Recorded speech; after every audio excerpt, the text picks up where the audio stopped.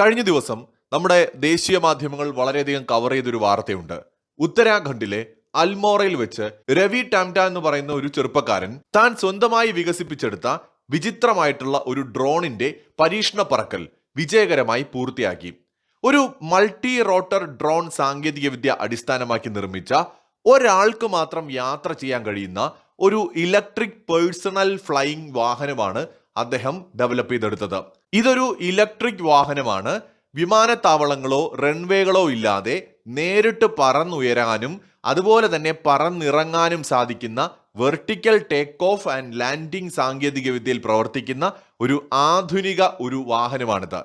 ഹപ്പീഡ sky private limited എന്ന് പറയുന്ന ഒരു സ്റ്റാർട്ടപ്പിന്റെ കീഴിൽ ഒരു വർഷത്തെ തുടർച്ചയായിട്ടുള്ള പരിശ്രമത്തിലൂടെയാണ് അദ്ദേഹം ഈ പ്രോട്ടോടൈപ്പ് വികസിപ്പിച്ചെടുത്തത്.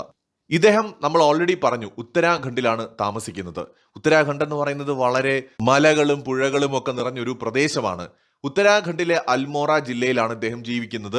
അവിടെ അദ്ദേഹത്തിന് ഇത് ആദ്യത്തെ അദ്ദേഹത്തിന്റെ ഒരു സംരംഭമല്ല. ഇതിനു മുമ്പ് പലതരത്തിലുള്ള ഉപകരണങ്ങൾ അദ്ദേഹം കണ്ടുപിടിച്ചിട്ടുണ്ട്, മെഷീൻസ്, പ്രത്യേകിച്ച് കൃഷി ചെയ്യുന്ന ആവശ്യങ്ങൾക്ക് ഗ്രാമവാസികൾക്കൊക്കെ വേണ്ടിയിട്ട്. ഇതിന്റെ ഭാഗമായിട്ട് ഗവൺമെന്റ് അവിടെയാണ് ഇമ്പോർട്ടൻറ്റ്. ഗവൺമെന്റ് ഇദ്ദേഹത്തിന് പലതവണ സഹായങ്ങൾ നൽകിയിട്ടുണ്ട്. ഒരിക്കൽ 25 ലക്ഷം രൂപയോ മറ്റുമാണ് അദ്ദേഹത്തിന്റെ തുടർ പ്രവർത്തനങ്ങൾക്ക് വേണ്ടിയിട്ട് സഹായമായിട്ടൊക്കെ ഗവൺമെന്റ് കൊടുത്തത്. സോ കേന്ദ്ര സംസ്ഥാന ഗവൺമെന്റുകളുടെ ഒരു സപ്പോർട്ട് അദ്ദേഹത്തിന്റെ ഈ അച്ചീവ്മെന്റിന് പുറകിൽ വളരെ ശക്തമായിട്ടുണ്ടായിരുന്നു എന്നതാണ് നമുക്ക് കാണാൻ കഴിയുന്നത്. ഔപചാരികമായിട്ടുള്ള എഞ്ചിനീയറിംഗ് ബിരുദങ്ങളൊന്നും ഇല്ലാതെ ഇന്റർനെറ്റ് വഴിയുള്ള സ്വയം പഠനത്തിലൂടെയും റിസർച്ചിലൂടെയും അദ്ദേഹം എഞ്ചിനീയറിംഗ് തത്വങ്ങളും ഇലക്ട്രോണിക്സും പഠിച്ചെടുത്ത് സ്വന്തമായിട്ടാണ് പലതരം ഉപകരണങ്ങൾ അദ്ദേഹം നിർമ്മിച്ചു തുടങ്ങിയത്. ഈ കൂട്ടത്തിലാണ് പറക്കാൻ കഴിയുന്ന വാഹനങ്ങളെക്കുറിച്ചും അദ്ദേഹം മനസ്സിലാക്കുന്നത്, റിസർച്ച് നടത്തുന്നത്. ഒടുവിൽ അദ്ദേഹം അത്തരമൊരു വാഹനം നിർമ്മിച്ചെടുക്കുകയും ചെയ്തിരിക്കുകയാണ്. മലയോര മേഖലകളിലെ ഗതാഗത ബുദ്ധിമുട്ടുകൾക്കും ഗതാഗത കുരുക്കിനും ഒരു പരിഹാരം എന്ന ഉദ്ദേശത്തോടു കൂടിയിട്ടാണ് അദ്ദേഹം ഇങ്ങനൊരു ഉപകരണം നിർമ്മിച്ചെടുത്തത്. അടിയന്തര വൈദ്യസഹായത്തിനുള്ള യാത്രാ തടസ്സങ്ങൾ പരിഹരിക്കുക എന്നത് അദ്ദേഹത്തിന്റെ പ്രധാന ലക്ഷ്യങ്ങളിലൊന്നാണ്. നിലവിൽ അതിന്റെ ഒരു പ്രോട്ടോടൈപ്പാണ് കേട്ടോ അദ്ദേഹം വികസിപ്പിച്ചിരിക്കുന്നത്. എന്ന് വെച്ചാൽ ഇനി ഇതിൽ എന്തെങ്കിലുമൊക്കെ പോരായ്മകൾ ഉണ്ടെങ്കിൽ അതെല്ലാം പരിഹരിച്ച് പൂർണ്ണമായിട്ടും ഇതിനെ മറ്റുള്ളവർക്ക് ഉപയോഗിക്കാൻ കഴിയുന്ന വിധം ഒരു കൊമേഴ്ഷ്യൽ അടിസ്ഥാനത്തിൽ ഡെവലപ്പ് ചെയ്തെടുക്കുകയാണ് വേണ്ടത്.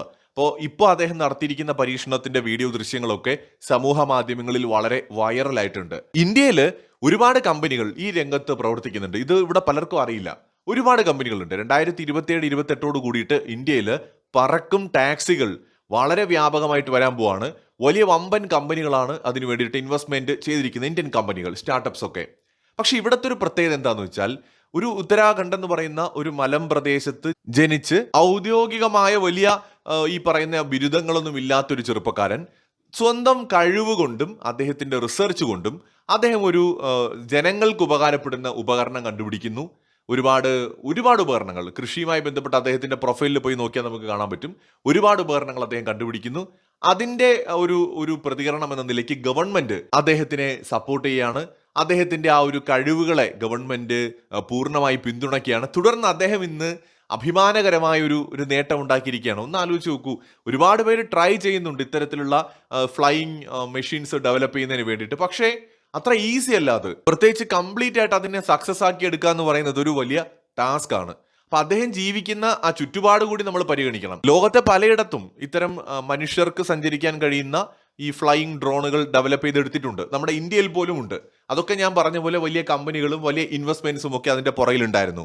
ഇത് അത്രയൊന്നും വലിയ ബാക്ക് സപ്പോർട്ട് ഇല്ലാതെ സ്വന്തം കഴിവുകൊണ്ട് പരിമിതമായ തന്റെ റിസോഴ്സസ് വെച്ചിട്ട്, പണം വെച്ചിട്ട് അദ്ദേഹം ഇങ്ങനെ ഒന്ന് ഡെവലപ്പ് ചെയ്തെടുക്കുന്നു എന്ന് പറയുമ്പോൾ ഇത് ഒരു കണ്ടുപിടുത്തം മാത്രമല്ല. നമ്മുടെ നാട്ടിലെ ഇന്റലിജന്റ് ആയിട്ടുള്ള ചെറുപ്പക്കാർക്ക്, വളരെ വലിയ സ്വപ്നങ്ങളുള്ള ചെറുപ്പക്കാർക്ക് ഇത് പ്രചോദനം കൂടിയാണ്. ഉത്തരാഖണ്ഡുകാരനായ ഒരു ചെറുപ്പക്കാരൻ ഇതിന് കഴിഞ്ഞുവെങ്കിൽ നമുക്കൊക്കെ കഴിയും എന്നുകൂടി അതിന്റെ പുറകിലൊരു കാര്യമുണ്ട്.